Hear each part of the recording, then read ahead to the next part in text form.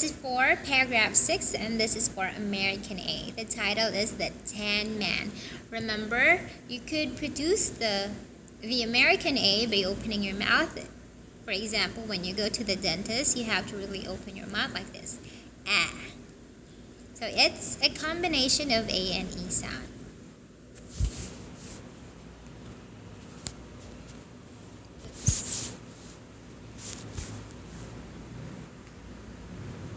Paragraph 6, The Tan Man.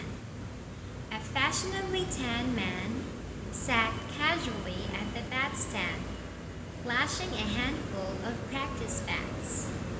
The manager, a crabby old bag of bones, passed by and laughed.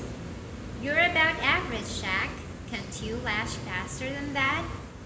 Jack had enough, so he clambered to his feet and lashed bats faster than any man had ever lashed bats.